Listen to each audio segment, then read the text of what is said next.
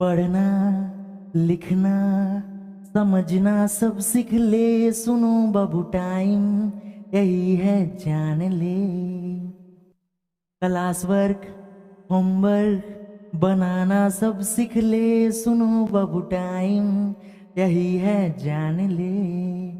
मैं बस यही चाहूं पढ़ो तुम सभी बाबू, जैसे मैं पढ़ाता जाऊं पढ़ते जाओ रे बच्चा रे बच्चा रे।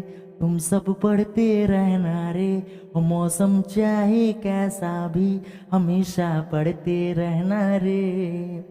तो बच्चों, स्वागत है आपके अपने चैनल एडुफाइवर टेक ऑफ एजुकेशन में। आज आपको पढ़ाऊंगा झारखंड पॉलिटेक्निक प्रवेश परीक्षा 2023 के बहुत ही वीवीआई, बहुत ही इंपॉर्टेंट, बहुत ही महत्वपूर्ण प्रश्न जो इस बार की एग्जाम में पूछे जा सकते हैं। तो देर किस बात की, चलिए क्लास को फटाफट शुरू करते हैं। तो ये रहा पहला प्रश्न, बोर्डवा पे ध्यान से देखिए बच्चों, क्या बोला जा रहा है। जल के अम्लीय एवं क्षारकीय विलयन किसके कारण विद्युत के सुचालक होते हैं? अगर आपको आता है तो पहले से कमेंट कर दीजिए। Due to which the acidic and basic solution of water are good conductors of electricity. तो इसका जो सही उत्तर है बच्चों वो H प्लस आयन भी होने वाला है और OH माइनस आयन भी होने वाला। इसका अर्थ ये वो भाई ऑप्शन नंबर सी ही होने वाला है, क्योंकि इसमें दोनों है, H प्लस आयन और OH माइनस आयन, यानी दोनों। चलिए दूसरा प्रश्न देख लेते हैं बच्चों। दूसरा प्रश्न क्या कहता है, ध्यान से देखिए। A solution turns blue litmus paper red, it's pH probably क्या होने वाला है? बोला जा रहा है भाई कोई विलयन नीले लिटमस पत्र को लाल कर देता है तो इसका पीएच मान क्या हो सकता है? क्या कर रहा है? लाल कर रहा भाई। लाल यानी क्या? एसिड। एसिड यानी अम्ल। अम्ल का पीएच मान 7 से कम होता है। तो ये 10 तो होगा नहीं, 8 भी नहीं होगा, 7 भी नहीं होगा। ऑप्शन नंबर ए बिल्कुल सही जवाब इसका होने वाला है। चलिए बढ़ते हैं अगले प्रश्न की ओर। तो अगला प्रश्न ये रहा, बोर्डवा पे ध्यान से देखिए भाई, क्या लिखा हुआ है। Which of the following is the natural source of oxalic acid, यानी ऑक्जेलिक अम्ल का जो प्राकृतिक स्रोत है वो कौन सा इनमें से है, ये पूछा जा रहा है। तो संतरा में होता है क्या, टमाटर में होता है क्या, सिरका में होता है कि इमली में होता है? तो इसका जो सही जवाब है बच्चों हो जाएगा टमाटर। टमाटर में ऑक्जेलिक एसिड पाया जाता है। चलिए अच्छा, इमली में पूछा जाता तो टार्ट्रिक एसिड हो जाएगा, सिरका में पूछा जाता तो सिट्रिक एसिड हो जाता, और संतरा में पूछा जाता तो इसमें भी सिट्रिक एसिड। चलिए बच्चों देखते हैं अगला प्रश्न। The chemical formula plaster of Paris is pop, जिसको बोलते हैं शॉर्ट में प्लास्टर ऑफ पेरिस, का रासायनिक सूत्र क्या होगा? तो इनमें से बताइए जिसका होगा आप कमेंट कीजिए। तो ऑप्शन नंबर ए होगा कि बी होगा कि सी होगा कि डी होगा? भाई ऑप्शन नंबर बी इसका सही जवाब है। CaSO4 into half H2O। भाई 4 तो नहीं दिया, इसका मतलब ये भी नहीं होगा। ऑप्शन नंबर डी होगा, नॉन ऑफ दिस, क्योंकि इसमें 4 नहीं है, 4 छूट गया है। तो इसका जो सही उत्तर है बच्चों वो क्या हो जाएगा? ऑप्शन नंबर डी हो जाएगा। क्या होता है फॉर्मूला? अगर फॉर्मूला पूछा जाता CaSO4 इंटू हाफ H2O, इसका क्या होता बच्चों? सही जवाब होता। चलिए देख लेते हैं अगले प्रश्न को। अगला प्रश्न घसकाते हैं भाई स्क्रीन को। तो ये रहा, चलिए देख लेते हैं। What color is litmus solution when it is neither acidic nor basic, यानी लिटमस विलयन जब ना तो अम्लीय होता है और ना ही क्षारकीय होता है, तब ये किस रंग का होता है? तो लिटमस एक बैगनी रंग का व्यंजक होता है, और बैगनी रंग का रंजक होता है, इसीलिए इसका जो आंसर है बच्चों वो बैगनी यानी पर्पल हो जाएगा। चलिए बढ़ते हैं अगले प्रश्न की ओर। Question number 6, what is the pH of any neutral solution, यानी किसी उदासीन विलयन का पीएच मान क्या होता है? उदासीन, ना ही अम्ल उसके पास ना ही क्षारक उसके पास, यानी क्या हो जाएगा? वो 7 हो जाएगा। ऑप्शन नंबर बी इसका क्या हो जाएगा? सही उत्तर हो जाएगा। चलिए देख लेते हैं बच्चों अगले प्रश्न को। Question number 7, within how many ranges does the pH of our body work, हमारे शरीर में पीएच कितने परास के बीच कार्य करता है? तो इसका जो सही उत्तर है बच्चों वो हो जाएगा 7 से 7.8 तक, यानी ऑप्शन नंबर बी इसका क्या हो जाएगा? सही उत्तर हो जाएगा।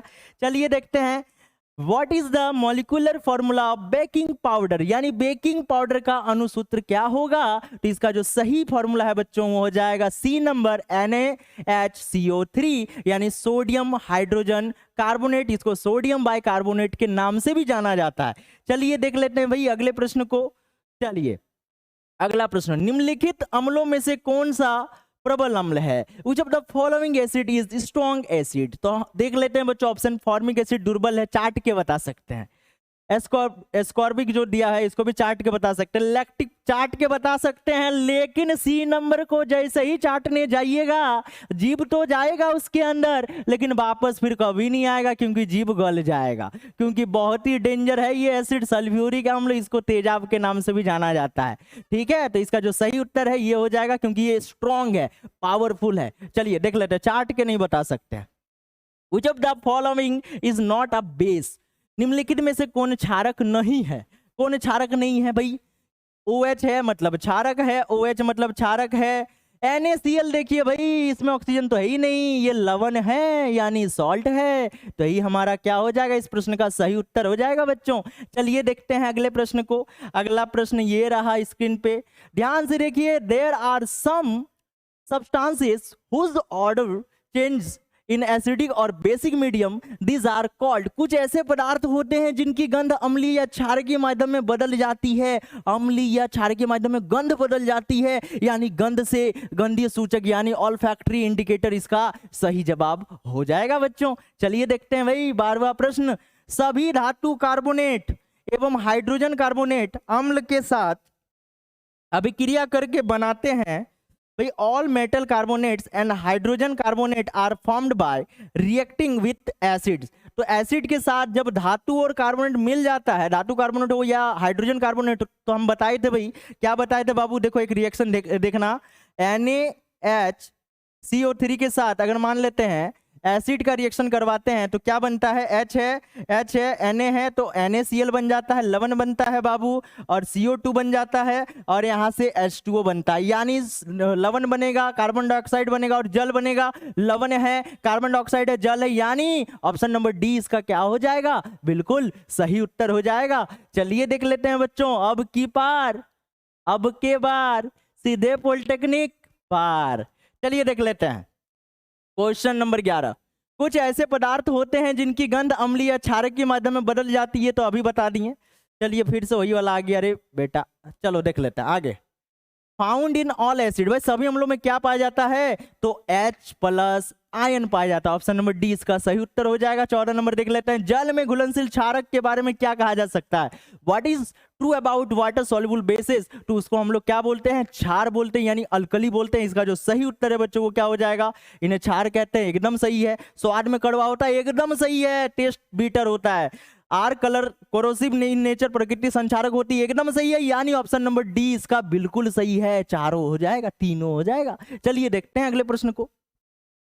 अगला प्रश्न ये रहा बोर्डवा पे, ध्यान से देखिए बच्चों, acid and ash react with each other to form. अम्ल और भस्म को, भस्म किसको कहते हैं? भस्म का मतलब होता है क्षारक, इसी को भस्म कहते हैं, इसका दूसरा नाम हो गया। तो क्या बनाता है? अम्ल और क्षारक मिल जाएगा, न्यूट्रलाइजेशन रिएक्शन यानी उदासीनीकरण अभिक्रिया, यानी लवण बनाएगा। ऑप्शन नंबर 2 इसका सही उत्तर हो जाएगा। चलिए देख लेते हैं बच्चों, एक्वा रेजिया मिश्रण में HCl और HNO3 का क्या अनुपात होता है? What is the ratio of HCl and HNO3 in aqua regia mixture?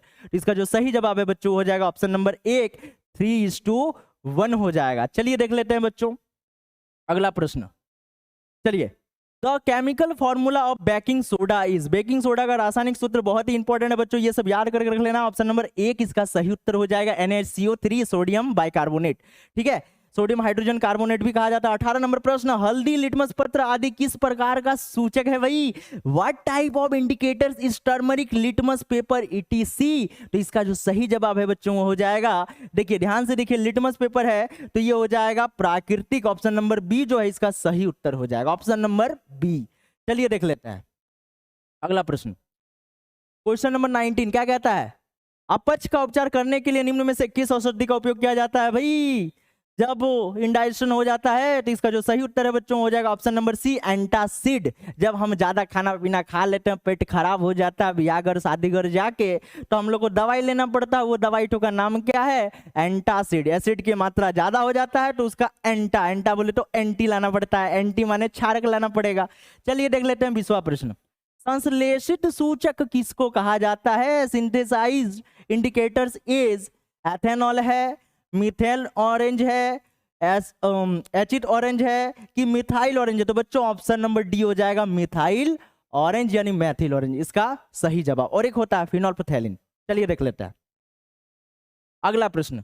अगला प्रश्न ये रहा बच्चों, धात्विक ऑक्साइड को किस प्रकार का ऑक्साइड कहा जाता है? What type of oxide is called metallic oxide? इसका जो सही जवाब है बच्चों वो हो जाएगा मेटेलिक पूछा गया है, यानी वो अल्कलाइन ऑक्साइड यानी क्षारकीय ऑक्साइड होता है। धात्विक ऑक्साइड क्षारकीय ऑक्साइड और धात्विक ऑक्साइड अम्लीय ऑक्साइड। देखिए अधात्विक ऑक्साइड पूछ दिया गया है, non metallic oxide are called, तो क्या हो जाएगा? एसिडिक ऑक्साइड यानी अम्लीय ऑक्साइड इसको कहेंगे। चलिए देख लेते हैं बच्चों अगला प्रश्न। NaCl पर तनु H2SO4 की अभिक्रिया से कौन सी गैस निकलती है? Which gas is released when dilute H2SO4 react with the NaCl? तो इसका जो सही जवाब है बच्चों ऑप्शन नंबर बी हो जाएगा, HCl गैस हो जाएगा। चलिए देख लेते हैं 24। धातुओं पर अम्ल के प्रभाव से कौन सा गैस उत्सर्जित होता है? Which gas is involved by the action of acid on metal? तो इसका जो सही जवाब है बच्चों वो हो जाएगा हाइड्रोजन गैस। जब मेटल को अम्ल से अभिक्रिया करवाते हैं या एसिड से अभिक्रिया करते हैं तो कौन सा गैस निकलती है? हाइड्रोजन गैस निकलती है। चलिए देख लेते हैं बच्चों अगला प्रश्न। चलिए अगला प्रश्न है नहीं तो अगला प्रश्न नेक्स्ट क्लास लेके आएंगे। तो आपको बताना ये वीडियो कैसा लगा। वीडियो अच्छा लगा तो वीडियो को लाइक कर दीजिएगा। चैनल में पहली बार आए तो चैनल को सब्सक्राइब करके जाइएगा और